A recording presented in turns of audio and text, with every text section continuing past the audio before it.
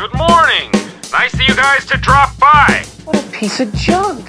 What are you talking about? Don't be too proud of this technological terror you've constructed. Look, don't worry. Everything's gonna be fine. Trust me.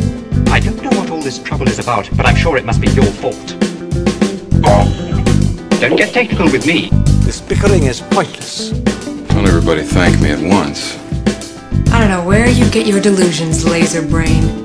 I'm glad you're here to tell us these things. How could you even say that? I got a bad feeling about this. Well, come on. Everything's perfectly all right now. We're fine. We're all fine here now. Thank you. How are you? Would you get going, you pirate? Get in there, you big furry oaf! I don't care what you smell. I'm getting too old for this sort of thing. If what you've told me is true, you will have gained my trust. I like the sound of that. Get a shuttle ready. I don't know. Fly casual. Shuttle Tydirium, what is your cargo and destination? Transmission commencing.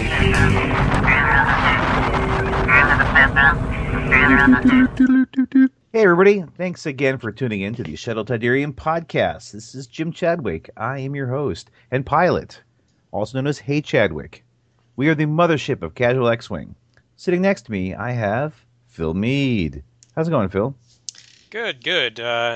I'd like to remind everyone to not accept unsolicited invitations to Ewok celebrations on Endor, even if you are invited as the guest of honor, and I use air quotes there. Yes. And we've lost some good people that way. And yes. I do have, thinking of protocol and how things should be handled, J-Bot is our cranky protocol droid. How you doing, J-Bot? I'm doing really well tonight, actually. Excellent. I'm filled with pasta and quite lethargic and sleepy. Most excellent. Well, I'm glad we can go ahead and meet. We've got a few things going on. We got some news. We just had the last Shadowcaster news drop on Monday, and we have Gen Con spoils of things purchased. So first, I want to start off with a captain's question. So I'm going to go non-X-Wing and even non-Star Wars for a moment and say, we go straight to J-Bot. Don't want you to get your answer ruined. What is your favorite TV show of the moment? So just of like at this moment TV show. Yeah, like you can say your all-time favorite, or you can say whatever you've been grooving on lately.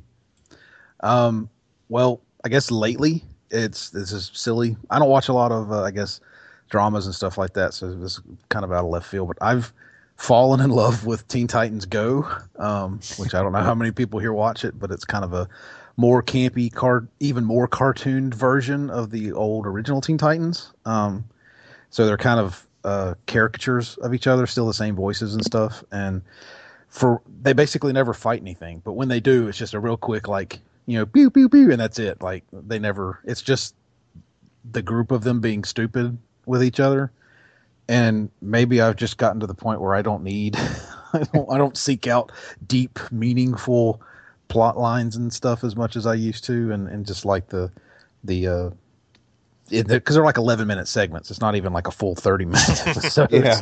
It's almost like the Robot Chicken level of, yes, 11 minutes of entertainment. Now I can move on to something else. So maybe that's part of why I've fallen in love with it. But I found it. I was at a convention and I'm in the hotel room and they basically had nothing on the TV, and the only channel I could find was Cartoon Network, and they were running a marathon, and I got sucked into it. And I'm like, this is awesome, and came back home and basically watched every episode. So. My son watched that, and I've heard people complain, it's not a real superhero cartoon. It's too stupid. But after having it actually been on for like a lot of times over in the room, I actually find it really funny now. It's stupid. Like at the end of the episode, they could all be dead. Like all fell right. Yeah, they've been killed at the end of episodes multiple times, and people have gotten sucked into the void or that sort of thing. And it's just stupid. I mean, that's really the best way I can put it. Is it's very much a short attention span theater, and that's all it is. If anybody who wants to get a deeper meaning out of it is really trying too hard. Not every comic-related thing needs to be The Watchmen or V for Vendetta or some other Alan Moore thing that's going to drive you nuts for years. Just sometimes you just need that kind of fast food entertainment. Yeah. Speaking of fast food, I don't want this to run too long like our fast food discussion. So I'll move straight on to Phil. What about you? So I found a pretty cool show on one of my least favorite channels, the Sci-Fi Channel. Oh. Which up until recently was spending most of its programming time on like WWE matches and like Octopus versus Mega Shark versus Mega Gorilla or something. 18. Yeah, and Sharknado 15, exactly.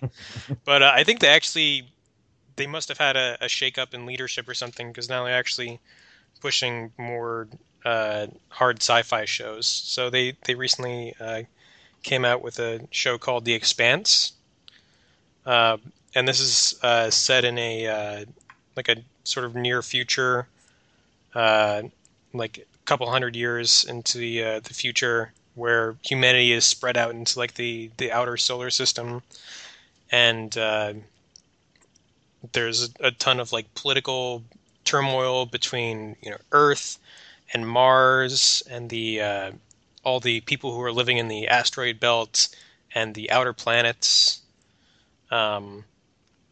And the world building there is just really, really good. It's based on a book series, and it has a really, really solid feel to it. It feels like, a plausible future, and the characters are really well done, and the technology is and the way that things work is realistic.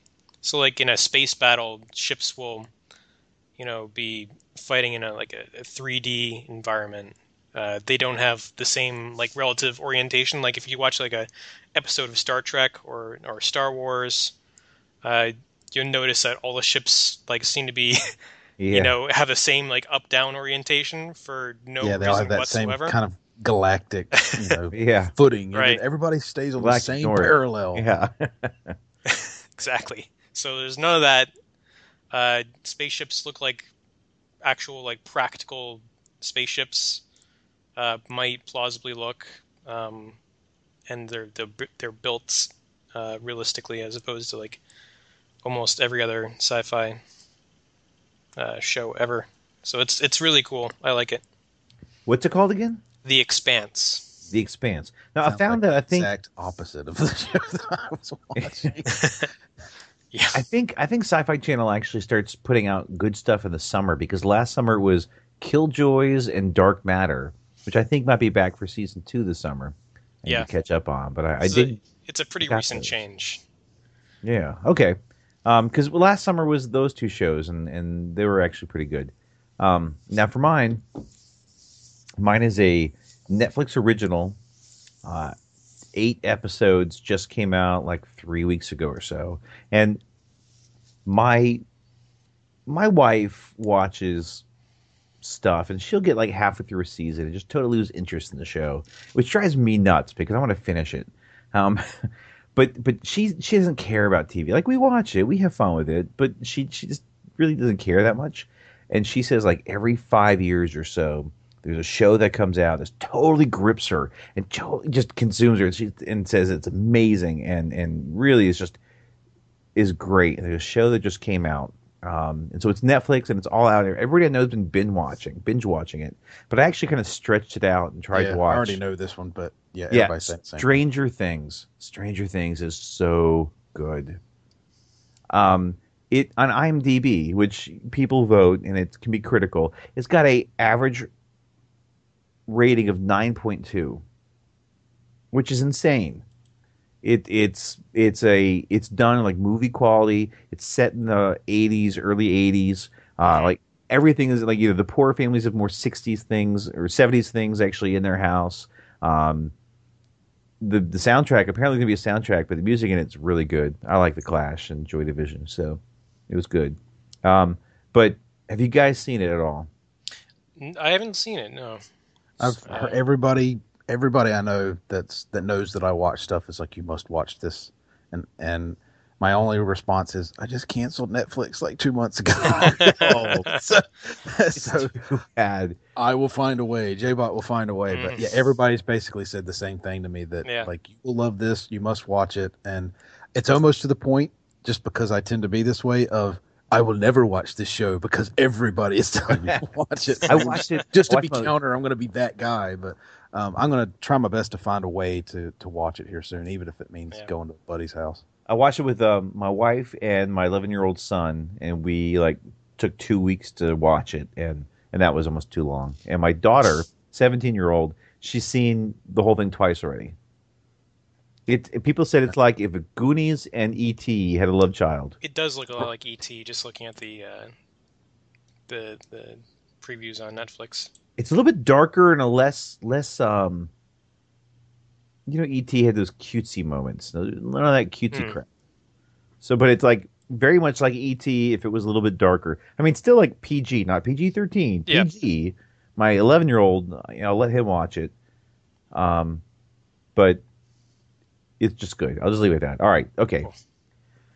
All right. So we can probably move into things. Do we want to, talk about B teams, or do we want to talk I think we should just go right into the news. I think that we're probably going to go over anyway, just talking about all the stuff that's revealed. We might get a B team in, but don't bet on it, guys. So, just to let you guys know, we try to make our episodes be about 60 minutes. That's what our goal. Thank goodness we try for 60. If we tried for 90, woo, this could be a long night. All right, so we'll see where we go. We might get a B team. All right, so the Shadowcaster preview. What was this one called? Like full of surprises.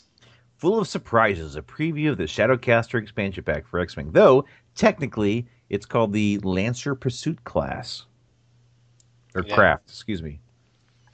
Yeah, everyone's just going to call it the Shadowcaster, I bet. Just like how most people call the Fire Spray the Slave One for a long, long time. And the Falcon, the Decimator is the VT-49, and no one's going to call the Fang Fighter the Protectorate, whatever it is. Who knows what people are going to call that thing? There's like 5 different names. Fang Fighter. Mandalorian Fighter. I like Mando Fighter. Mando Fighter. That's my. I'm totally calling it the Protectorate. No, Protectorate ship. Whatever that thing is. It's. I heard someone calling it the Fork Fighter. So anyway, we're off topic already. So, we'll also be able to talk about things that were released, or since Gen Con has officially started and people have purchased and opened the goods. Right. We can also talk, when it's appropriate, about the various stuff that was released. Right, so we essentially have full knowledge of Wave 9 at this point, I think. Right. Yeah, it looks to be so. J-Bot, do you want to talk about the stats, or do you want me to? Or Sure, I can throw them out there. I got the one of the cards in front of me.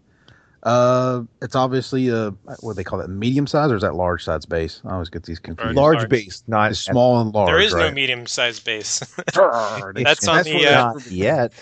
That's what they not yet. That's on that preview bingo.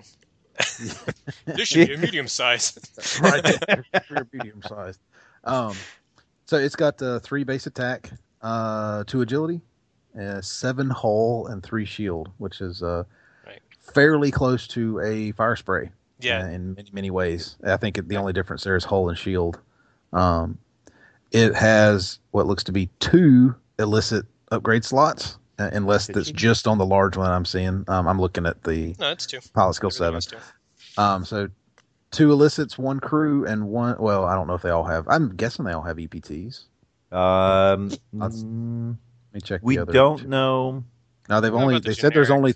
Have we seen the generic? Sabine does not have it. Okay. Does not have it. Those are the only 3 according to the pack. There are only the 3 pilots. And there's the generic that we is there know a generic, but we, at least last I checked, as of 3:00 Eastern Standard Time today, the internet had not leaked it. Yeah. Right. That's why I was curious whether there was, because the reading is kind of suspect. It says with your choice of the expansion's 3 unique pilots. Well, does that mean there is a generic that they're no, just not bothering with, or is know. that they've only got 3 uniques and nothing else? I think there's going to be. Let me look at the card spread. No, there's a generic. Yeah, should be. I forgot to look at the original. There's a pilot skill 2 generic. So if that has an EPT, that's probably the lowest. No, Sabine doesn't. Sabine doesn't. Yeah, so that I mean, it's even if Sabine doesn't, that doesn't mean that the generic wouldn't have one. They did that with the scum fire sprays. So the Mandalorian mercenary. Yeah, but not that low. Yeah, I know. I'm saying that a unique pilot could not have one, and the generic could. They could do that, but then they did that with like Arvel Kryn and the Green Squadron pilot, for example. But they never gone PS2. Scum Sabine is a crack addict, just because basically when defending against an enemy ship inside your mobile firing arc at range 1 or 2, you may add 1 eyeball result to your roll. So if you've got something like, I don't know, glitter stim, or maybe 2 glitter stims, you can actually stim eye, I don't know what you call it, but you could basically throw that in and get an extra evade die. So I think Sabine's going to be pretty much hooked on glitter stim. Yeah, she definitely likes the glitter stim.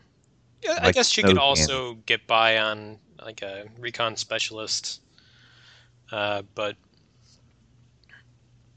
glitter stim is really nice. We all know. Yeah. Her troubled past before Rebels. So we did see the other unique pilot in this preview though, which I think took a few people as a surprise. Yeah. Was Asajj Ventress, who was from the Clone Wars cartoon, for those that don't know. Yep. And her ability is interesting. Is awesome. I think it's maybe not super awesome, but no. Cool. For Scum does not have a lot of ways to mechanics for this. But J-Bot, you want to read the card you have in front of you? Yep, the Asajj Ventress.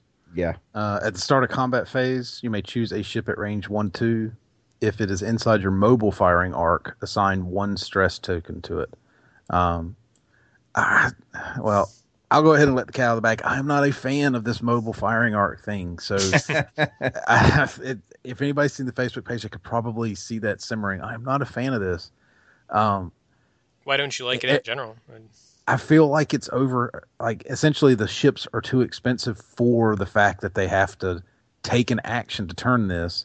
Yes, we know now because of our spies at Gen Con that there is an opportunity to put a modification on there to make that a free action. But at the same time, you're forcing them to take a modification to essentially turn this thing into still not a real turret, and to just, one that you can move without having to pay for. And I don't like that as a... Yeah. I mean, at least with the costs that are involved, I don't Again, like they're just as expensive as fire sprays. So the Pilot Skill 7 fire spray, Cat Scarlet for Imperials is 38 points. And Ketsu Onyo, the PS7 Shadowcaster, is also 38 points. And, right. I mean, with the fire spray, you're locked that they're practically identical in stats, but the arc is locked on the fire spray, whereas this one is mobile. I mean, that's better. True. That's true, but the fire spray has a ton more things it can throw onto it. Essentially, it's a much more versatile ship when it comes to your armaments you can put onto it. It doesn't have. It's got shield. It's got 1 more shield over the hull. I'd rather have 4 shield than 6 holes than 3 and 7. To me, that's like I said. That's me. It's obviously a personal choice, but I don't like I want to make it a mobile firing arc to pay for it. Now I got to spend 2 more points on any of these ships in order to make it into essentially. Okay, well, here's the thing though. Look at say like the Falcon with Chewbacca being a PS5. You've got 3 firing arc everywhere, and yeah, it's got more hull and shields, but that's 42 points. Let's say you look at Lebo with 5 hull, 5 shield. So the total whole shield combo is the same, though, shield leans more towards Lebo. But he's at attack value 2 without any upgrades at this point. So Lebo, as he is 34 points versus, say, Venturous at PS6 is 37 points. So basically, Venturous has a higher attack value. Maybe not the best whole shield combo, but is only 3 points more. Like, the mobile firing arc overall is cheaper than basically being a regular turret. And so, yes, mobile firing arc is what maybe they should have done turrets all of them that way from the beginning, or maybe not quite as good as overall turrets, but it's cheaper in the long run to go with the mobile firing arc than it is to go with just primary open turret. And I think it would be a mistake to underestimate the additional coverage that you get from a mobile firing arc. It's doubling your attack area, and you can set it up to work with your maneuvers. So if you say you're putting your ships down on a table, and you put your ships down on the right side of the table, you can set your firing arc to point left, and essentially have coverage of a huge like all of the relevant area of the table. And also, big note, auxiliary firing arcs are firing arcs, so auto thrusters do not activate while firing out of auxiliary firing arcs. So if you've got something like the primary turret, outrider, Falcon, whatever, if you're not in that little narrow, the front thing, or the big fat front thing on a large base, then auto thrusters kicks in. So you've got your Suntir Fells and everybody go meh, and boom, suddenly mobile firing arc, they don't get auto thrusters. And there's a lot of good area denial abilities on these ships. So we never got to Asajj's ability, or did we essentially? Yeah, I mentioned it. Okay, so we ran off on a tangent, though. I mean, that's a really good. But let's continue on that tangent for a bit. Let's talk about the upgrade that has been released, gyroscopic targeting. I got that in front of me here. At the end of the combat phase, if you perform a 3, 4, 5 speed maneuver, you may rotate your mobile firing arc, basically for free. So it is a 2-point modification. And it says, at the end of combat, after everything's gone, before the next round starts, you can move it for free. So I'm actually a bit disappointed that it's not cooler than that. But it requires some thought. You actually got to think about it and plan for the next round. But you do get that for free. And that's part of the mobile firing arc. So that is that aspect. So I think that actually... So it kind of sucks because you're not going to be able to do it in preparation for the turn that you move. Yeah, that free action plan ahead. Do it bow. Like you have to plan ahead essentially. But hey, do we have nonsense? Do we have Ketsu Onyo crew ability? I know I've seen that card somewhere, but I can't find it. I think it's It's if an enemy ship is in your mobile firing arc. Yeah, at the start of the combat phase, you may choose a ship at range 1. If it's inside your primary and mobile firing arc, assign 1 tractor beam token to it. No, the crew. The crew one. Oh, okay. I'm sorry. I thought you were talking about. Oh, are we getting that far? Here we go. So at the start of the end phase, you may choose 1 enemy ship inside your firing arc at range 1 to 2. That ship does not remove its tractor beam tokens. So it's not your primary firing arc. That's your firing arc. So this could be primary or mobile. And that happens at the start of the end phase. So if there's a ship out there that has gotten a tractor beam, you can, with the gyroscopic targeting, you can point your firing arc at that ship after the fact and prevent it from removing its tractor beam tokens. Actually, I had not thought about that, so that's actually pretty cool. So, which is super awesome. Yeah. So Ketsu Onyo is a 1-point crew upgrade. Yeah, very cheap. And imagine, Ketsu Onyo, imagine the Shadowcaster title. Once again, remember what that does. It is, if you hit someone, you can add a a tractor beam token to them. Hang on, we should probably pull up exactly what that title is. Yeah. Shadowcaster title reads: after you perform an attack that hits, if the defender is inside your mobile firing arc at range 1 to 2, you may assign the defender 1 tractor beam token. So 3 points. That tractor beam, 1, you get the booster barrel roll, but 2, they minus their agility. So you can actually continue to have that -1 last until the next turn, which for some people is pretty brutal. So good. Some lists, yeah. That could be really good against a list like Dengaroo. If you start stacking tractor beam tokens on Dengar and take away all his agility, yeah, it'd be toast. Yeah, because he doesn't get all those modifiers. Yeah, right. Or even Sunter Fell, or absolutely. a number of other people. Any aces that get tagged with tractor beams and have to keep them turn after turn, awful. Can I just say that Wave 9 is the anti-Sunterfell wave? It's anti. I think it's very much anti-Arc Dodgers, and also now has come out to be very anti-self-stressing mechanics with the other upgrade, which bears mention. Wait, let's not get there. Not get there yet. We'll talk about it later, I guess. Yeah. I still want to. So, what do you say about that, J-Bot? What's all the what we just kind of responded for the past 10 minutes about what we thought of the mobile firing arc and the various different people and how we thought it was cool. All that stuff's great, but look at the amount of points you're throwing in there to get one effect out of that. You're throwing 3 points on for Shadowcaster, you're throwing 2 points on for the modification, and another point on, assuming you're not taking Ketsu. So you're throwing 6 points on top of an already very expensive ship to get that one effect out of it, which is to fight Arc Dodgers. What 2-point mod were you thinking? Oh, the gyroscoping targeting. Yeah, the gyroscope, yeah. And that's great. It has a very effective sounding thing.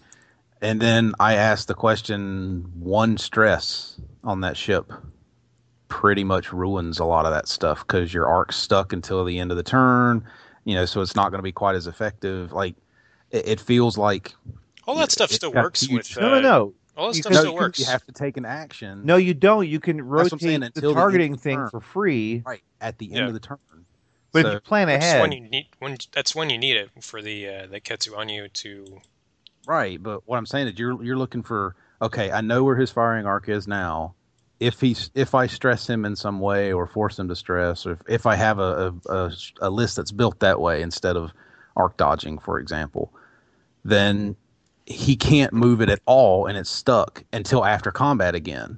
So it's basically your arc is essentially fixed, just like a fire spray, into whatever direction it happens to be facing, unless you can get yourself unstressed. So to me, it seems like, it's critical. I have to keep this ship from getting stressed at any point because I lose not so much the effectiveness of it, but the option of moving it around, which is the big expensive portion of the ship.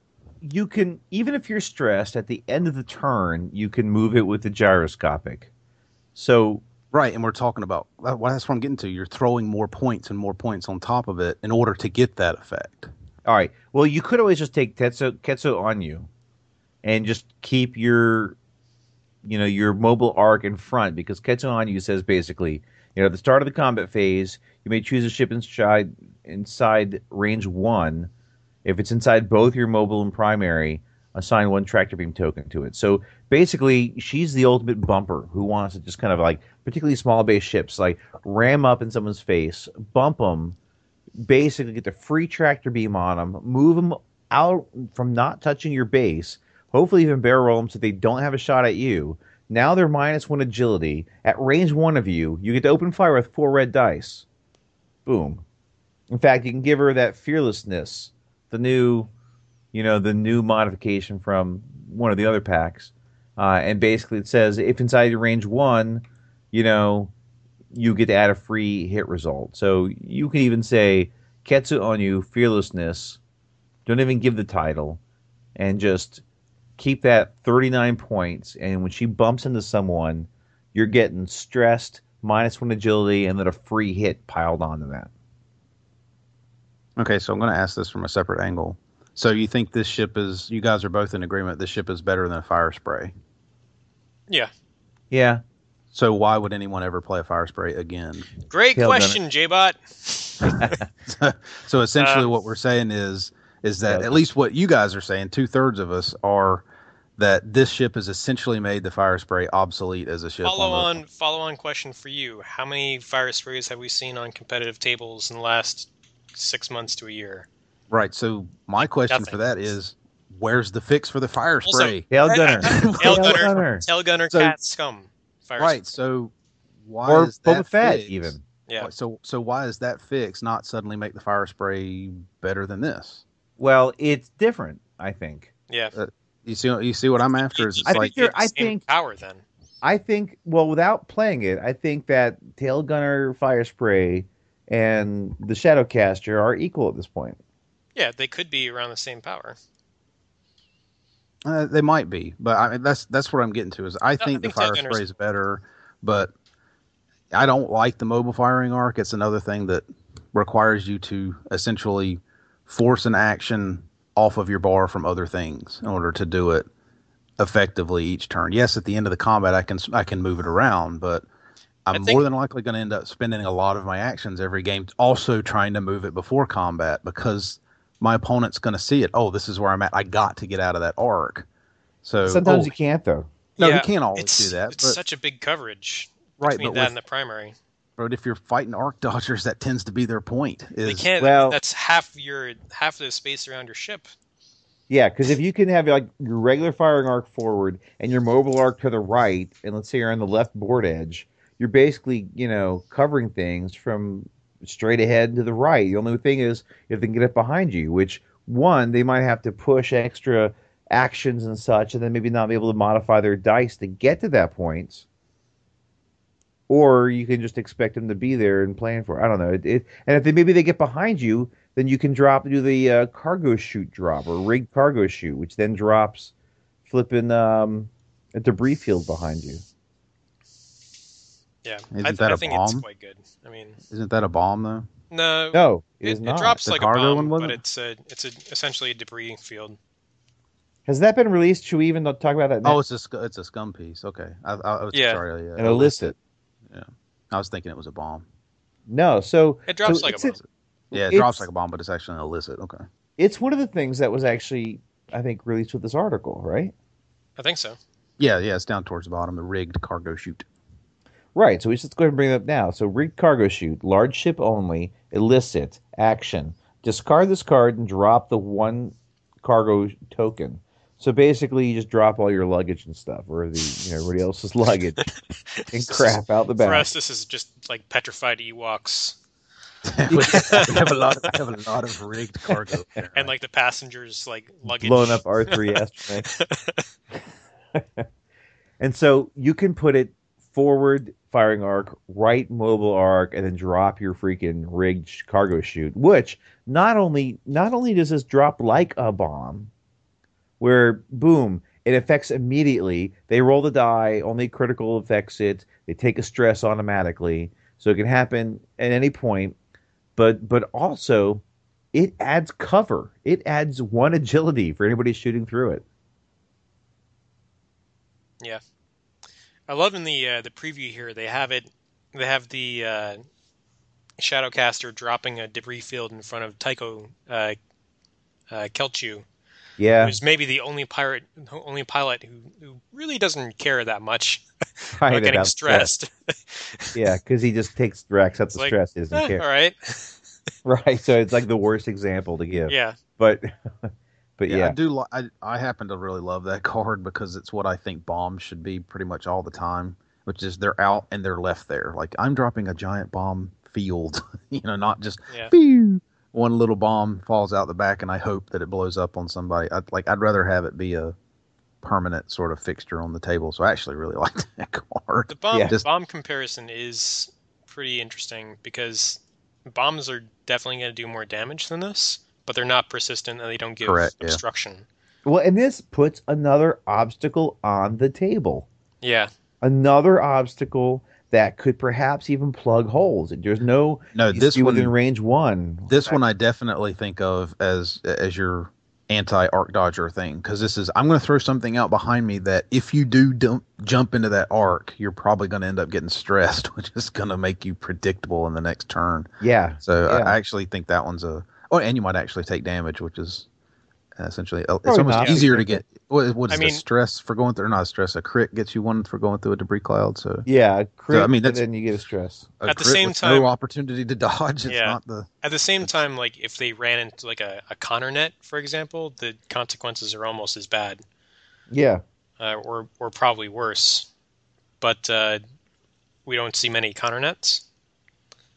Yeah, but my problem with Connor net is the direction it falls. To be perfectly honest with you, it's like a straight line behind your ship. Should I say versus like bloop, falling out, sideways like a net kind of sort of. As a total side note, I was practicing this TIE Punisher mission with Jason that I've been working on, and one of his, he was playing Death Rain. No, not Death Rain.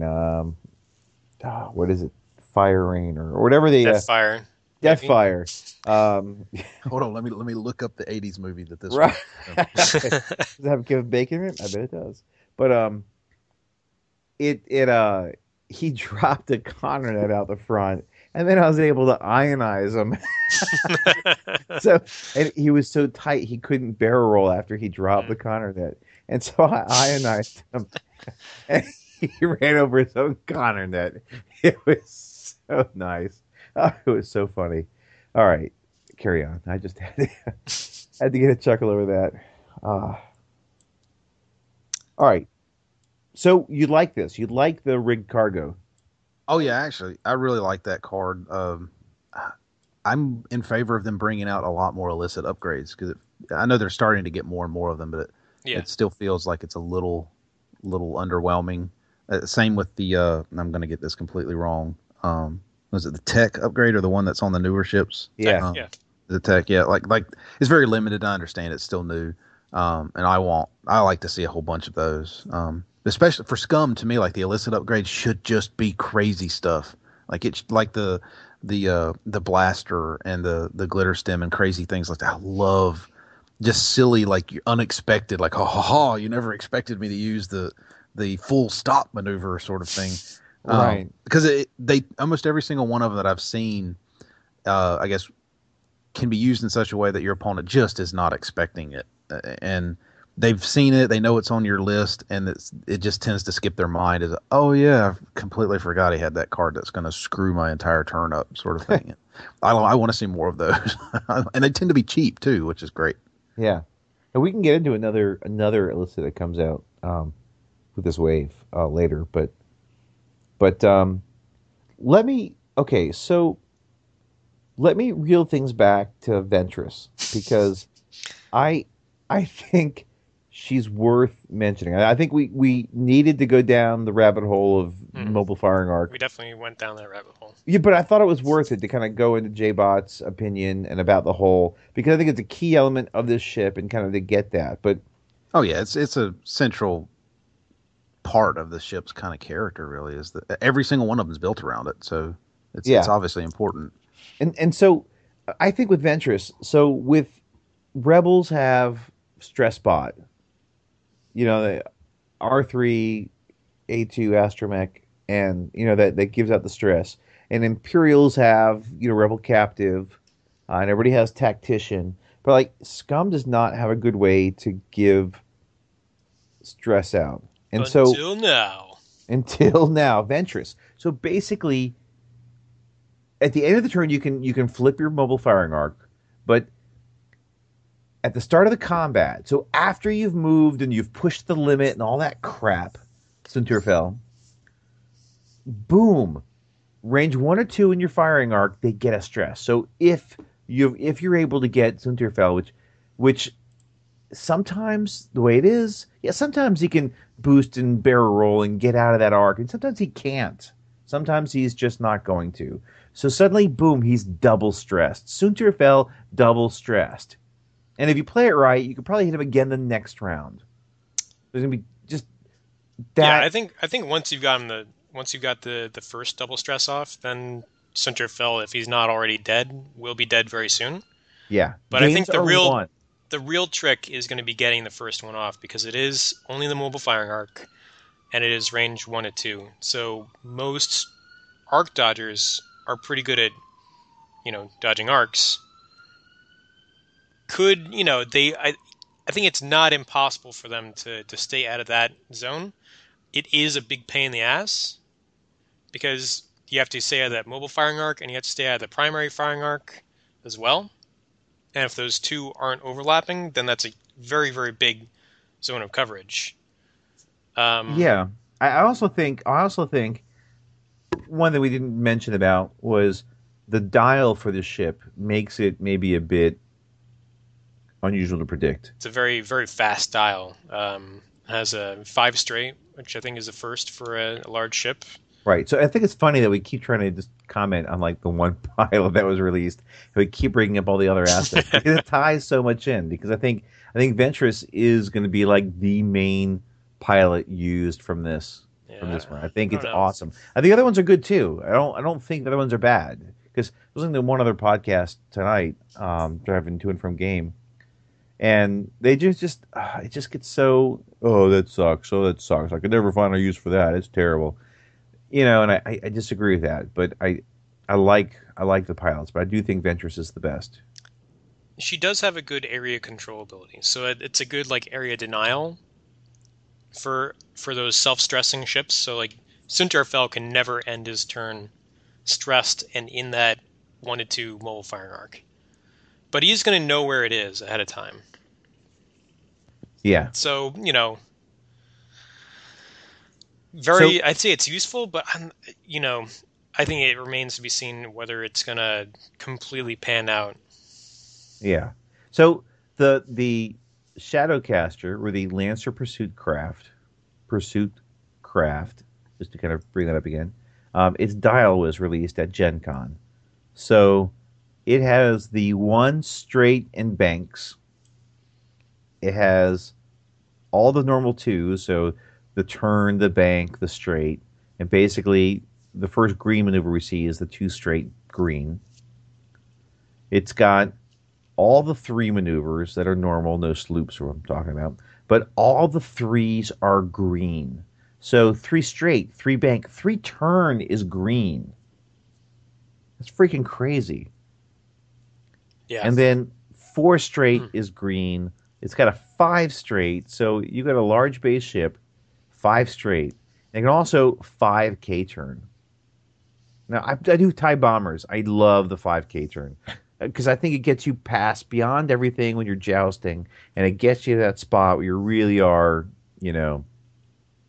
set up pretty. I think the 5K is good. Though you might have to watch the edge of the board with this ship. Yeah, and I mentioned this briefly on the Facebook page. This is the dial that pisses me off out of all of them that I've seen. Because, where the hell did this come from? Like, wait a minute. This ship can do the really slow maneuvers and these, ridiculous, really high-speed maneuvers, and they're green? But none of the low-speed maneuvers are green. No, but to me, this is the difference. This is, to me, obviously, we have a different opinion, is the difference maker between it and a fire spray. I'm not going to take a fire spray because the fire spray's dial is nothing compared to that. This is so much faster, so much more maneuverable in my eyes than the fire spray could ever really hope to be because of all those moves. It actually has access to more of them than the fire spray does, and long distance ability to turns with greens is unheard of, really. Well, but on a counter argument to that, look at, say, Boba Fett in a fire spray, Scum Boba Fett. Scum doesn't want distance. Scum wants to be Scum Boba wants to be up close, wants to be within range 1 to get all those rerolls and such. So having the green slow moves for Boba once you get into range is actually preferable, I'd say. Yeah, but I'll fall back on Phil's. I never see Boba on the table, other than just fun games. I never see him out there. It's a fun ability, but every time I've ever actually used it, it tends to not really help you as much as being range 2 from something is, because they're shooting at you with so many more dice if they're at range 1 and getting shots as well. But I think what it is for Boba Fett is the Arc Dodgers kill them is what it is. So your Sunterfells and others. But perhaps if we see enough of this anti-Arc Dodger, anti-Sunterfell stuff going on, which there's still even some more to talk about, I think we'll see less Arc Dodgers, and that might be able to bring back things like the fire spray. Yeah, and the other thing about these green maneuvers is that I think they may be just in time to be... This dial may have arrived just in time to be not that relevant, because I think green maneuvers aren't going to be as important after a certain new card that we saw with this Gen Con reveal that may slap Push the Limit squarely in the face. Because of the importance of green turns is not really so much for de-stressing after you like do a K turn, typically. In the current meta game, which we don't have a ton of business talking about as a casual podcast, but we do anyway, I guess. It's the stress usually comes from Push the Limit. And I don't think we're going to see a ton of Push the Limit in the near future, and maybe going forward after that, depending on the impact of black market slicer tools. And I'm so excited about this. And I have to say, when I first saw this, for I don't know how long it took me, I thought it was a crew card. Right. Yeah. And I liked it. And I was like, oh, it's a nice crew card. And then I was reading more about people's thoughts online and putting on Z95s, and I'm like, Z95 is no crew card. What are you talking about? But J-Bot, this card is well, just to, I guess, before I get away from it, the reason I was kind of upset about that dial is, to me, that dial is built specifically for that gyroscopic upgrade. If you remember, it's all threes and pluses, so it's like that dial is built specifically for that upgrade. So not only did they make it that like a normal maneuver for everybody else that's white or even possibly red, they made it green, and it plays into a card that gives them this huge bonus. I think that's the weight that they put for using that card. It's like, oh, I've taken this, I have to take a gyroscopic because my dial is built for it. I mean, they may have made the gyroscope to go with that dial also. Yeah, right, and I guarantee that's combined. what they did, and I feel like that's where they tried to work around the balancing of it, instead of just saying, just give the thing the thing and it doesn't take an action to move. I mean, to me, it's like, okay, you got to spend 2 extra points, and essentially with the dial, you're practically moving it for free every turn, unless you're just doing really slow maneuvers and things. But right, I think that they work in tandem to kind of make the ship different than other ships, because I understand. The idea is to make it a fast pursuit class, and that it wants to be dashing around all over, not dash like Dash Rendar or the Falcon, where you're doing the 2 hard turn and then the boost, which is your standard large, PWT, primary weapon turret, fat move, which I hate, which ruined the game back in the day. But but this actually is saying it's a large base ship that just goes fast all the time, and it always wants to go fast. Yeah, and I think, and understand, it gives it character. It definitely gives the ship character. Just it feels like it's starting to become a mandatory upgrade, the quote unquote auto include, and it's to me, it's like when you start doing that, just build it into the ship. But Ketsu Anyu doesn't need it. Ketsu Anyu doesn't probably want it because she wants it in her forward firing arc.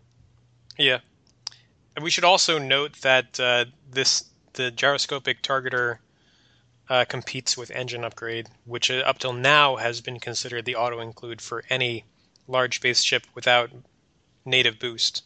Yep. Right. That's really important for this. That should not be taken lightly. Yeah, but back to the stress deal. That black market slicer tool is, to me, is going to be critical for a lot of ships on the scum side. Let's read it. Let me find it here. All I've got is the typed out description. I assume. Go for it, J-Bot. Typed it verbatim. Black market slicer tools. It is a illicit upgrade. An action: choose a stressed ship at range 1 to 2. Remove 1 stress token and roll 1 attack die. On a hit or crit result, deal 1 face down damage card, which is insane to me. Right. Remember, so like, wow. important to remember that goes through shields. Yeah. Yeah, there's no dodging that. It's just a zap. There's no dodge. It's like Saboteur, but it's range 1 and 2 as opposed to range 1. Yeah, and then it costs 1 point. This are the things that I love, are these cheapo, slicer. I'm going to screw with you type of, illicit upgrades. I love it. It's bringing me more and more to the scum side every time I see these illicits released. Yeah, it was actually hilarious. In one of the custom fan-made Friday contests on Reddit, on the Reddit X-Wing page, I had actually come up with a slicer droid brain upgrade, which did almost the exact same thing as black market slicer tools. So my card was 3 points. It was action. You choose a stressed ship at range 1 to 2, just like this. You assign yourself 1 stress token, and you assign it. You deal it 1 face-up damage card. Yeah, this is better. I think this is better. Yeah, I mean, you have to roll to get this damage through. Yeah. You have to remember that. And it does take an action, so that's not to be taken lightly. But this is oh my god, this is like Sinterfell's worst nightmare. Yes, I love it. Dengar from Dengaru's worst nightmare. And this is and awful. so the thing is, if you roll and if you don't get it, you don't remove the stress. No, it says you remove the stress token and roll. So I think you always remove the stress, right? Yeah, on a hit or crit result, remove 1 stress token and deal it. Oh, see, I'm reading the description they wrote out, so they obviously wrote that out. Yeah. So it just says the way they're writing it, you remove the stress no matter what, and then roll the attack die, and then on a hit or crit, you deal the face down. It sounds like I said, I can't read the little spy photo that they've right. Actually, I did with my since I have glasses, and so basically, if you fail, you don't remove the stress, which is good, which is really cool. Yeah, so that makes it even more. Yeah. The way I was reading it, it was pretty bad. The way it sounds like it's actually written, it makes it incredible, because it's almost like I got an extra point. Ooh, I got an illicit. Bing, there it goes. Just throw it on there, just in case. Range 1 to 2, not in firing arc. You can stick it on your cheapest binary pirate, or I'm actually looking through the app right now. Like, ooh, what all can I stick that card onto? Yeah, I always you're always like, man, I'm only like 14 points away. Maybe I'll just get a couple extra upgrades. Ooh, wait a minute, maybe I'll get a binary pilot in one of these things. Yeah, just for giggles whenever somebody gets around me and gets stressed. Speaking of Saboteur earlier, you could put this and Saboteur on a ship. You can put it on a Hawk. Yeah. Trust me, I already saw it. If you have experimental interface, you can do both in the same turn. Super OP combo. Only costs 6 points to do that, guys. Yeah. But you could really ruin someone's day, I guess. Or you can put Tactician on them. So, you can range 1 to 2. I'm going to stress that guy and take that off of him. It's a very interesting card. I love it. I can't wait to see what people do with it. As long as they use it against me. And so someone asks, like, well, how can besides, you can't guarantee that they're going to be, you're going to face someone who's stressed. So I'm like, first off, these days, just to have this card out, it's going to be a push limit killer, push limit ace killer, which, like, look at so many of the lists. How many of them have, how many people out there actually start, Imperialist, let's see, I'll take my Suntirfell with a push limit already stapled to him. Right. Across the world right now, people are ripping out the stapled push limit cards. The good thing they're leaving it there. They're just putting away Suntirfell, maybe. Yeah, no, the good thing is that they've given so many copies of Suntirfell, Suntirfell upgrade, redone artwork cards. Even I've got 3 of them, for crying out loud, and I don't play Imperial. Like, they're just throwing the one they've stapled away and just taking out one of the other ones to keep for long-term storage when they bring him back to prominence. Yeah, and so to me, this is amazing. This is awesome. I love this card. I'm very happy about this card. Also, side note here, Kirk Raddick, one of our fans from Southfield, Michigan, just posted on our Facebook page that he liked the show. Thank you, Kirk. Thanks for listening. All right. Just now? just now while we're Live update from Facebook, guys. Live update. So I thought it was cool. I thought we could give him a shout out. Cool. Yeah, I know we've waxed poetic about this card, but it's opening up a million ideas in my head already of just combinations between it and crew cards that exist out there that suddenly give Scum this strange bite that people aren't going to be expecting, and unless they're obviously very aware of what it can do. But there are just so many combinations with that card and ships and crew cards and some of the other things that you can do that just are going to make it incredibly ugly. For anything. Talk about shaking up the metagame. Yeah. Making push the limit less appetizing. Huge. Yeah. Yeah, that was somebody's top card that they didn't like. Yeah, I seem to dimly remember something about somebody saying that card. Something all I remember is Tie Phantom hate. I'm sorry. What's a Phantom? I know there's a stealth fighter that you hate, but I don't know what's a Phantom. Stealth fighter. So, I think with this wave, there's a number of things. Like with this slicer, Ventress can give stress. There's a number of things like the old Tetrarch or old Coot Fang Fighter who can old Coot. Old Coot. Oh, here comes old Coot. He's a little cute. Ironically, I think you're confusing old Tetrarch with like Cad Solus. I think is the guy you're actually thinking of. Cad Solus is the guy who gets 2 focus tokens for being stressed. No, I'm not thinking of him. I'm thinking of the fact old Tetrarch, who basically can, at the end of the combat phase, because you always give him Veteran Instinct, so that who's at PS9. If you're inside his firing arc, discard all focus and evade tokens. So it's like he's another, he's another FU Sunterfell. Yeah. He's like, oh, Sunterfell, range 1. Oh, here goes your evade focus token. Old Coot took him. Oh.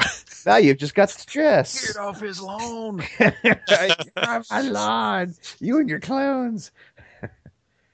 So, they gotta put Sunterfell clones from the extended universe into the story because there's so many freaking Sunterfell pilots out there. Yeah. But there's so many things that one are just kind of like nail, push the limit, arc dodging aces, and then you've got things that boost the jousting capability of a number of ships like Fang Fighter and stuff, and fearlessness, and you've. I think overall this could actually really bring back jousting to the game. It is a really anti-arc dodgy wave. I mean, if it really kicks in, I mean, you could see things like B-Wings and X-Wings come back into play because people actually are jousting. I mean, I think this is what we sort of predicted when we first saw the previews for this wave. Was it all seemed very anti-arc dodgy. Yeah. Told ya. Yeah, it's even more so than I anticipated. I love it. I love it. This is so good. All right. So we've talked about Ventress, finally. Kind of gotten through hers. Let's see. What else is there? I guess there's the Ketsu Onyu crew card we talked about. Mm-hmm. There's the IG-88D, which we knew was the one, the IG crew. Yeah, I think we talked about that. And there's the Lats Razzie crew card. Yeah, we definitely hadn't talked about all the crew. We hadn't talked about the IG-88 one, which is pretty straightforward. He's the one that gives you the ability to link with the other brobots. Am I correct? Yeah. Did we talk about it when we did the first? We briefly did. Yeah. We might have just glanced. I think we assumed what it was correctly. I think. Yeah, and then what was the other one? I don't have Lats Razzie. So she was in the Clone Wars, and she's a YV-666 pilot. She's the one with the little bola. But her card says, Scum only, 2 points. When defending, you may remove 1 stress token from the attacker to add 1 evade result to your roll. So,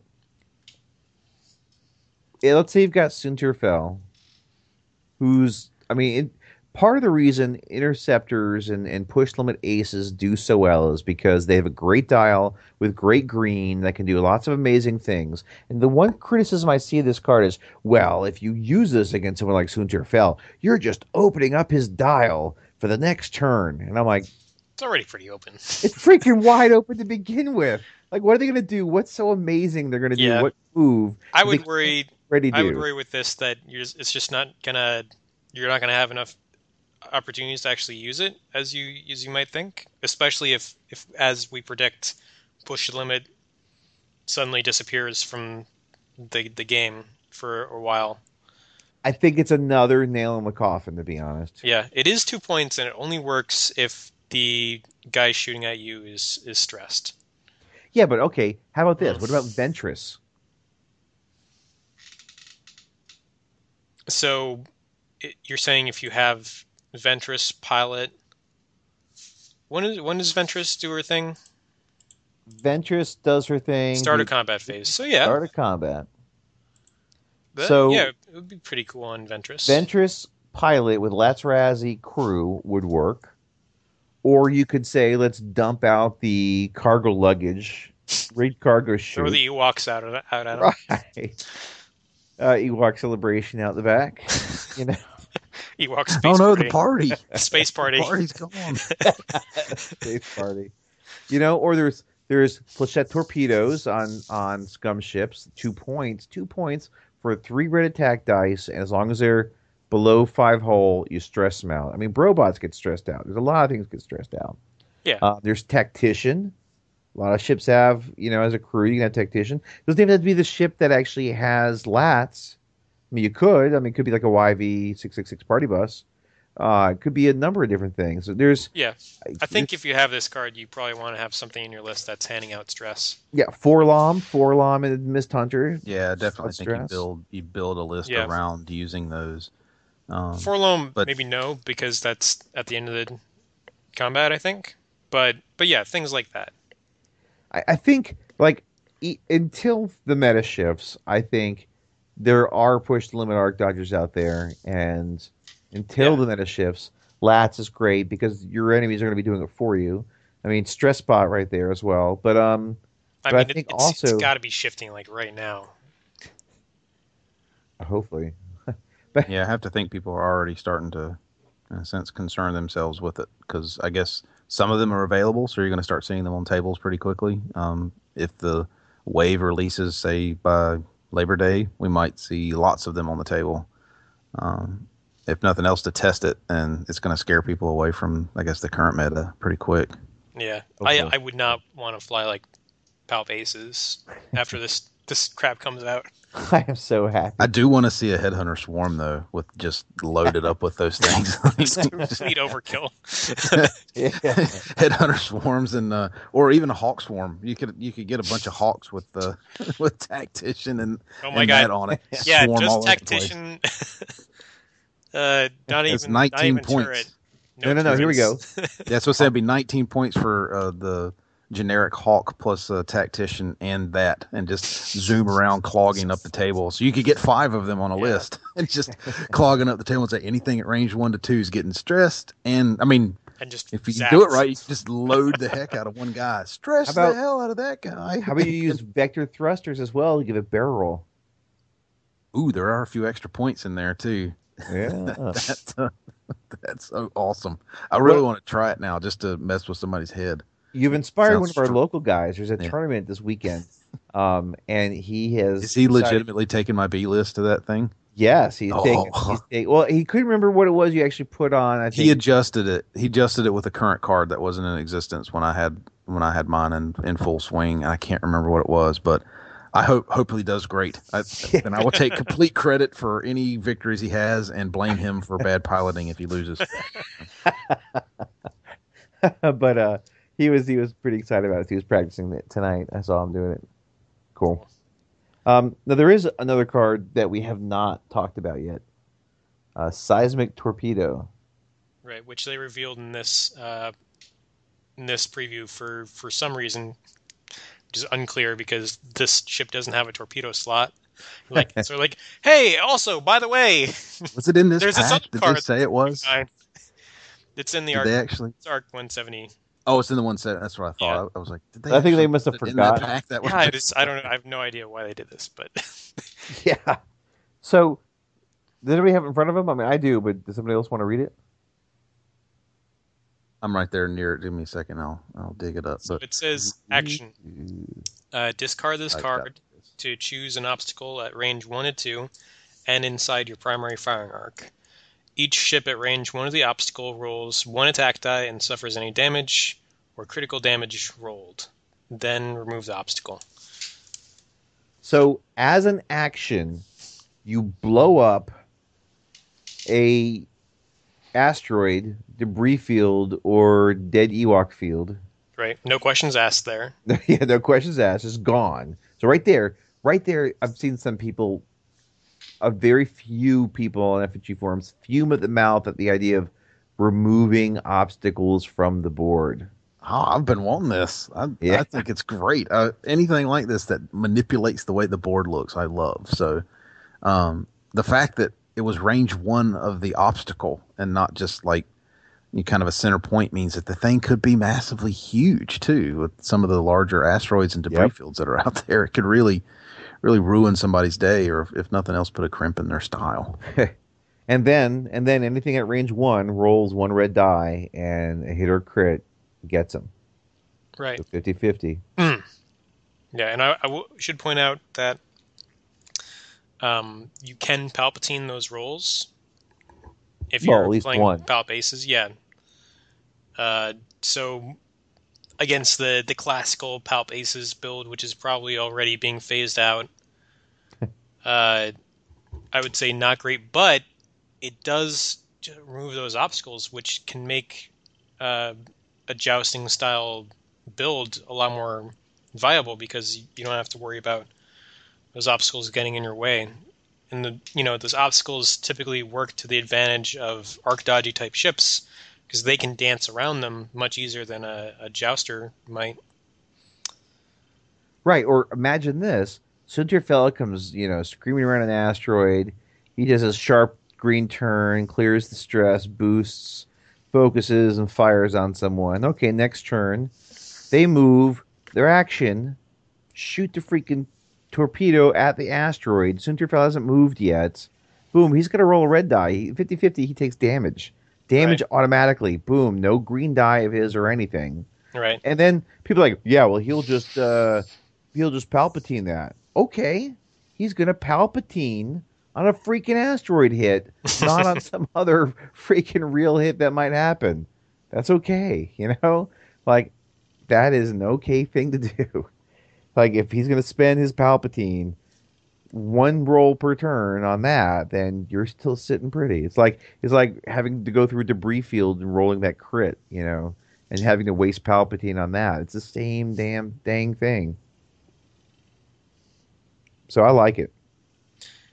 Yeah, and it could be really powerful against Swarm, too. Because if a Swarm is near an obstacle and you trigger this, that could be just awful. You can be really cute and have something like a low pilot skill Shadowcaster rush in front of a Swarm, drop the rigged cargo, and then some Y-Wing move and fire the torpedo and blast the rigged cargo. I mean, it's a lot of setup. It's a lot of... Yeah. But you could do it. I just like the possibility of it. Yeah. Yeah. It certainly makes for a very fun pack, and that ship obviously it comes from a different ship, but just as a group of ships, I think this whole thing. I wasn't really believing it was going to change the meta. Now that I'm seeing some of these cards, and some of these later ones in the Shadowcaster, I'm like, I would be shocked if we don't see something new come out. Not that any of us really play in tournaments, but we still see them a lot in the stores and people having some modified version of it. And I would love to see jousting come back. I like jousting. I don't like I get 15 moves to your 1, which is what Arc Dodgers feel like. So I want to feel the old classic, because to me that's what X-Wing, or not X-Wing, the Star Wars always felt like, was we run at each other, beep beep beep beep beep, and then we fly past, and we get into a weird dogfight. But it's not like I'm going to run at you and then just sidestep at the last second and turn directly in 90 degrees and hit you on the side of the. I think a don't lot of remember them people doing that. A lot of people miss the maneuver guessing game that was more a part of X-Wing in the beginning, where if you guessed your maneuver, your opponent's style right, then you could really, put the screws to him. And if you guessed wrong, then you're in big trouble. Yeah. Whereas now, if you have like a higher pilot skill and you make a mistake, you can arc dodge either way, or you can program like a safe maneuver that you can, boost and barrel roll into or a 2-bank. 15 different places. 2-bank will let me then boost and barrel roll, to be in a safe spot. Right. So it's less of a guessing game. There's still, you still have to think about what the enemy is going to do, but there's a lot more room for adjustment after the fact than there used to be. And if you're a casual player, but you still go to the game store and you're still trying to, there's three, you're the first there and 3 other guys there trying to do a pickup game. You can actually probably do a pickup game and have a lot more fun with just whoever's there, standard tournament guy, if he's not doing some sort of push limit aces list. Like you could take your 4 rookie X-Wings with some upgrades against whatever the other guy's playing. You're at least going to roll dice at him, is what you're saying. Yeah, you're going to actually be able to make shots and have more of a game than when you're playing. I actually get to shoot at him and not die in 4 turns. This is unacceptable. You either roll red die, not just green dice. Yeah. Occasionally roll some green dice. Right. So I don't know about you guys. I feel like we've covered the heck out of this, but there's one kind of elephant in the room that Jim mentioned. I didn't really notice, and that's the dial for the arc, which to me looks okay, but apparently it's causing some people to get scruffled. I haven't seen a good picture of this. Can you guys tell me what the dial looks like? Or I have it in front of me. Is it basically? Yep.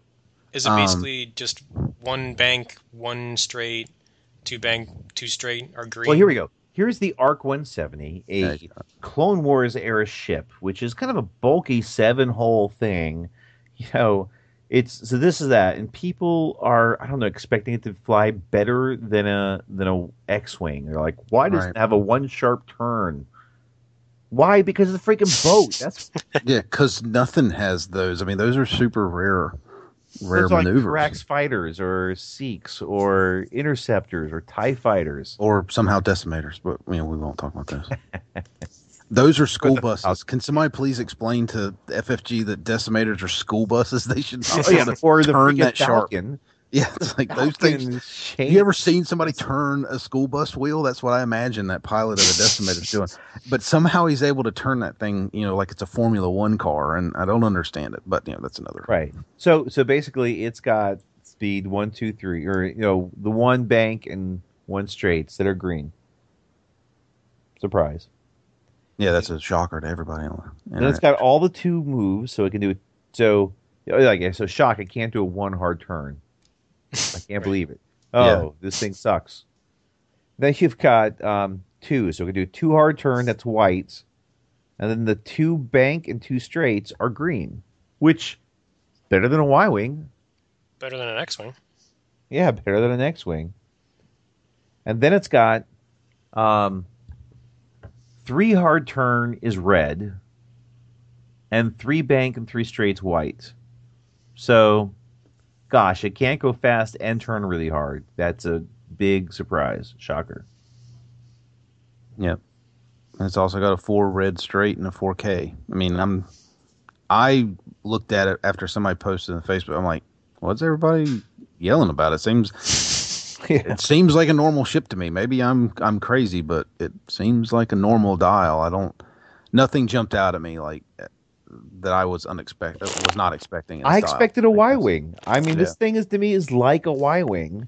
Yeah. It's kind of like a big tail gunner missile boat thing. Yeah, basically the only difference I can see at a glance from the Y-wing is the greens. It's got more green. I mean, it's way, it's got way more better than a green. Y-Wing's green. Y-Wing only has That's what I'm saying. It's got more straight. greens than a Y-Wing, but other than that, it's got the exact same Three hard dial. turns are red, while the Y-Wing's 3 hard turns are not red. But no, they're showing red in the app, are they not? I don't have a dial right in front of me. There's no way to place enough emphasis on the fact that the Y-Wing does not have a green bank maneuver. Correct. Yeah, that's what I'm saying. Like, if it's a Y-Wing. It only has like 1 and 2 straight. It's like the most predictable thing ever. Yeah, and I'm wrong. 3 hard turn on a Y-Wing is red. Yeah, that's what I was saying. It basically is the exact same dial as a Y-Wing, except for the fact that it has the green banks for the 1s and 2s. So it's got a lot more green. Right, which I'm like, it's got... I don't understand. Maybe, Jim, can you explain what the crazy... internet tourney folk are all in uproar about. I was hoping it would be a hard turn to be able to shoot out the tail gunner. They want everything to have like a 2 green or something. Well, I feel like what's happened is we've gotten them into the addiction of, like, look at the most recent dials that have come out. There's not a lot of red on them. There's tons of white, especially on like the scum side with the U-boat, where it's like basically all white or green. I feel like people are not used to seeing so much red on a dial. Maybe that's what they're uproaring about. Like, wait, why does the dial look like half of it's red? Like, if it's not a TIE Interceptor or an A-Wing, it sucks. Yeah, I mean, they can't all be these super agile ships. Some of them have to be school buses. They have to be boats. Yeah. That's kind of what they are. But I don't know. That's I wanted to mention it because I was excited to see the dials. To me, that's because I love the dial guessing game of trying to figure out what my opponent's going to do. So that's what I'm always intrigued by, is like, what kind of thing can this ship do that will let me make it more powerful than it is? And I wasn't expecting anything different out of that dial. It was, like I said, the one that made me mad was a Shadowcaster. It was like, really, another scum ship that they're all whites and greens. Can we make them stress just a little bit with something that they do that's not an old ship that's been around for a long time, sort of thing? Yeah, actually, most large base ships are pretty amazing. Like, you look at the YTs or the Rebel YTs, they've got amazing dials. You're like crazy good. Yeah. So yeah. Was there anything that you guys saw on the Protectorate Starfighter ship that looked out of place to you guys? It's what I expected it to be, but it's going to be the new Sunterfell is Fen Rao. Right. Yeah, so that's what's going to be. They've got a really strong dial with I think all their 2 speeds are green except for the Talon roll. That's correct. So we have like 2 bank, 2 straight, 2 turn, all green. So that's a solid, It's got the 1 sharps. It's got the 1 sharps, 1 hards. Yep. So that's frightening. It also has a 4 Quaker end turn, so it has variety in the maneuvers you can use to flip around. It's also really important. Yeah, so just the K's and the sloops, is that what those are called? Or those are the Talon roll. Talon rolls. That's all right. I can only see the blurred red blob on there. Those are the only things that are red on the dial, are the hard, crazy turns. So you might be right. I'm obviously not an expert, in case anybody's confused. I think this might be as surprising as it is. When I first saw the ship and first saw the kind of makeup of it, I'm like, who's ever going to want one of those things? You got to fly right at the guy and hope not to get shot. Yeah, I think this might be the it might be the one now that you got to be worried about stress, because people are going to build up an anti-stress kind of backlog. But maybe it doesn't stress. Maybe it even just kind of like gets in your face, No, that's what I mean. Yeah, like, I don't think people are going to be worried about stress now, so they're like, okay, what can I take where I don't have to stress myself to still get loads of dice and still be really defensive? And fearlessness, and all these crazy things I can get right up in somebody's face and be and not have to worry about the stress. So I think I'm guessing here, but I'm wondering if you're going to suddenly see this dichotomy of, I need a ship that doesn't stress itself, that's going to be really, really powerful still, versus the people who said, you know what, I'm stressing the hell out of everybody. Like, are we going to see a resurgence in the stress lists? Like, were people trying to feed that out, or do we think it's going to try and more balance itself, just push itself to where almost anything is legitimate now because there's too much fear of one particular combo? So the stress lists went out of vogue. What really pushed them out of vogue? I think the Jumpmaster triple scout lists really pushed them out because they can't keep that.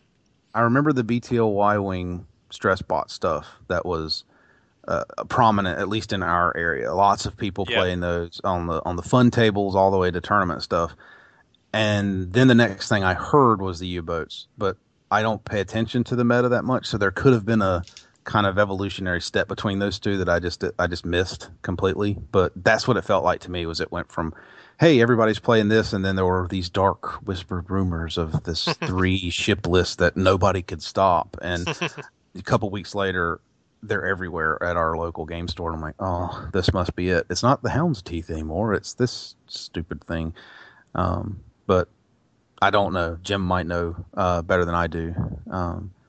But I obviously don't follow the meta enough. But what are your thoughts? Do you think we're going to see stress come back and just more of as an active, I can stress and do damage to you?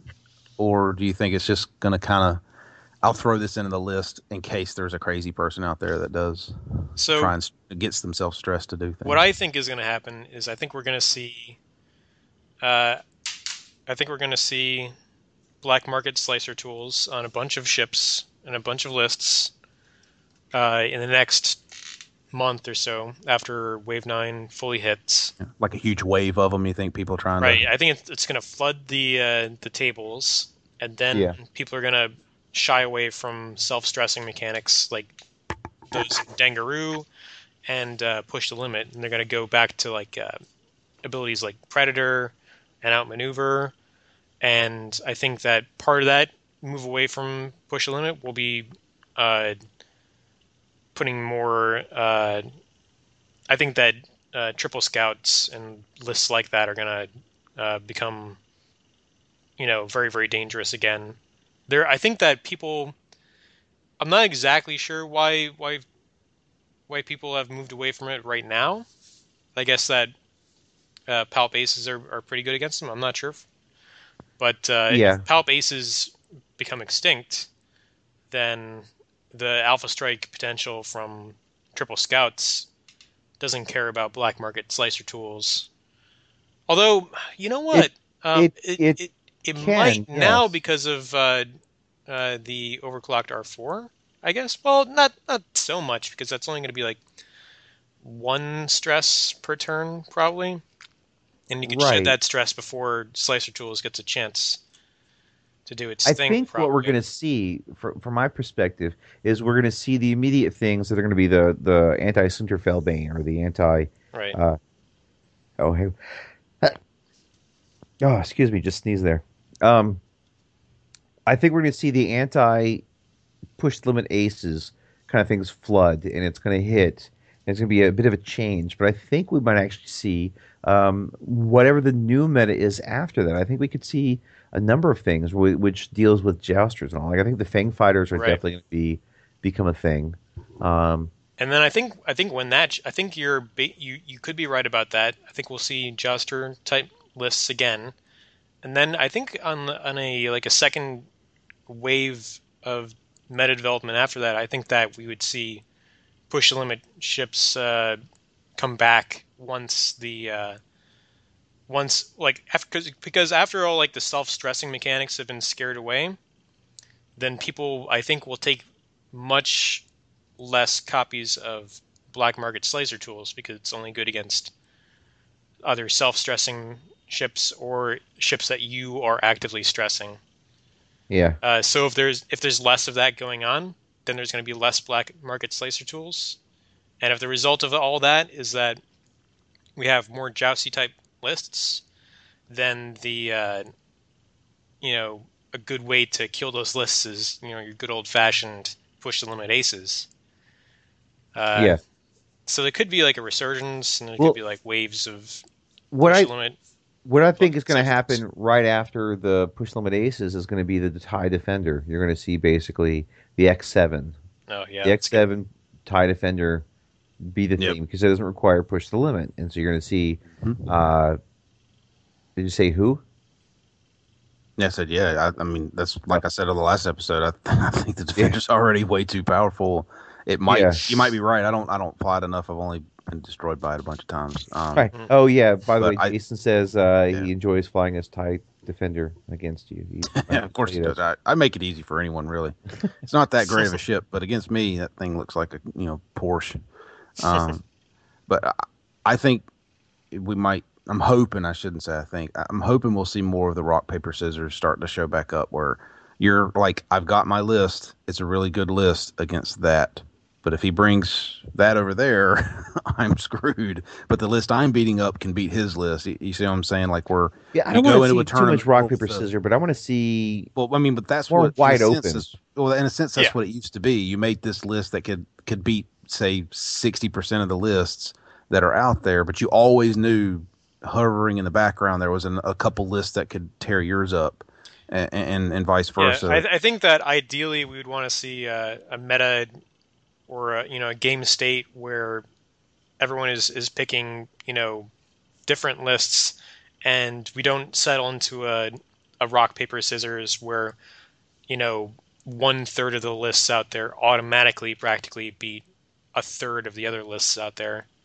I think ideally, you always want to have, sort of a fair game on your tables, right? Right. And I do think there's a touch of that. Obviously, my big wish is to see a return to where dial guessing and piloting is more important than now that I've chosen my dial and I see where everything's at, I can make adjustments. I want to get away from that. I like the cold kind of almost bluff of, all right, what do I think he's going to do? Because that to me feels more like the purity of kind of dogfighting combat versus, being able to, I'll just put the brakes on, because I saw that he did something I wasn't expecting. I have to say that if you look at Paul Heaver, the guy who's won the world championship 3 times or so, 3 of the 4, he usually takes general purpose lists. He usually takes lists that are a little bit of everything. And that, and that's been with, I think often you see lists, people take lists. What happens is they find an efficiency and then spam the heck out of it to maximize that efficiency, but it also maximizes the weakness of that particular list. And you end up with rock, paper, scissors. And I think but Paul Heaver has done well because he has actually taken smart all-purpose lists that can, if flown well, can beat everything. And I think that is going to be more all-purpose list possibilities.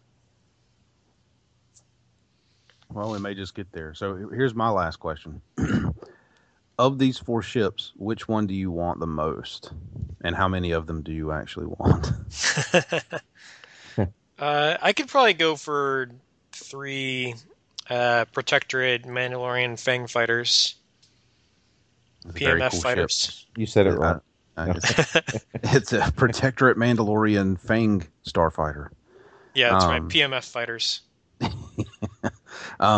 It's a very beautiful ship. I really like the look of it. I'm not gonna lie. So, Jim, what do you think? I'm not sure. I'm actually I'm torn between the ARC 170, but I don't ever really fly Rebels. But I like it. I just think I like the ship. I like the myriad of possibilities you can kind of just combo it, and the Shadowcaster. I think probably what I'll fly more than anything else would be the Shadowcaster. But I like the ARC 172. The TIE Special Forces. You're not a fan of the TIE as much as the others? No, it's. I think it'd be good for Epic. The more ships you have, the better. And I think some of those for those over 100-point games you play. But I think it's neat. I think it's interesting. I don't think it sucks like some people say. I don't think it has a terrible dial like some people say because it's freaking between the TIE FO and the TIE Bomber, which is kind of basically what the ship is anyways, and it's got a decent dial. So, the rear arc thing doesn't excite me so much. Except for Epic. I think an Epic will be amazing. Being able to shoot front and back, that's really cool. But the TIE Special Forces just kind of okay. So Yeah, Shadowcaster. I'm leaning. I'll be honest with you. I really liked the Ark when these first came out, and all we saw was pictures. But the more I've seen it, the more I'm loving the kind of Scum faction. The more they're throwing in the illicits and stuff has got me leaning heavily that way. Although I don't think that pack has any illicit upgrades because the ships don't have the slot. So it might be one of those where I'm gonna have to buy that damn Shadowcaster just to get the cards I want, sort of thing. Yeah. I did that on purpose. I know they did. Yeah, it's got 2 of those black market slicer tools in it. In the Shadowcaster, it does. They know. I guess they anticipated those being popular. Yeah, that's what it does feel like. Those sneaky bastards. And 2 tactical jammers, guys. You know how good those are. Yeah. Yeah, I see them all the time. So all you guys just waiting to get your hands on more than one tactical jammer, this is your chance. Yeah. I will say, Scum and Villainy, most people prefer to play Scum, but I play more of the Villainy. Oh,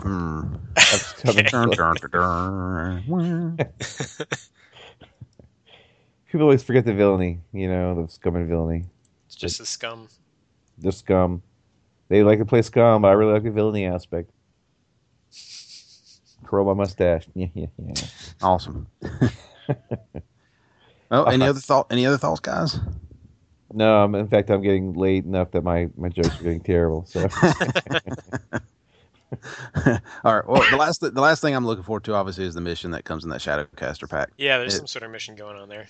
Yeah, it looks like they got one of those teleporty type tokens that was in the. Yep. That one. Token. Exactly. So, I wonder if we're going to see something similar to that. So, I'm interested to see what we get there. Yeah, it should be fun. They've gotten their last few missions have been really fun. I've really enjoyed them. Yeah, I think they've definitely gotten better with the mission writing as they've gone on. That's right. They're listening to us and starting to step their game up. I think that's what's going on. I think they started writing these missions like a year ago. So they probably adjusted them. They're like, "Oh God, those guys have figured it out." If J-Bot won one of these games, we got to fix something. Something's wrong. All right. So, is there anything else that we should talk about? I think we're good. I think it was a good episode. So once again, we just stick with the main news, and we got over 60 whole minutes. Episode for sure. All right, guys. Thanks again for listening to the Shuttle Tydirium Podcast. We're the mothership of casual X-Wing, even if we did talk about meta and tournaments tonight a bit. So yeah, that didn't hurt anybody's feelings. All that stuff it filters down into your casual game, so it's good to have an idea of what's going on. I agree. And then if you're kind of even more open with the general meta, if it blends, then maybe you just pick up game at the store might be a bit more of a casual game. Exactly. And we'll probably return to our normal, completely casual oriented programming with the next episode. Yeah, when's the next wave? It's got to be a while, right? Late in the year. Well, there's plenty of time to talk about all the other silly things we enjoy playing about. Heroes of the Rebellion. Yeah, that's Heroes of the Resistance. Heroes of the Resistance, that's it. Yeah, the Heroes of the expansion pack we're not going to buy. Ouch. Because we already have one Falcon. Do we really need? Yeah, I have both those ships. Right. You're right. I completely forgot about that one. Oh, I was thinking like, wait a minute. There's a Scum Heroes list coming out. That's kind of cool. No, I mean, I'm sure there is one somewhere at some point, sometime, an epic ship, but not yet. Not yet. And no gunboat. Sorry, Matt. It's coming someday. All right, guys.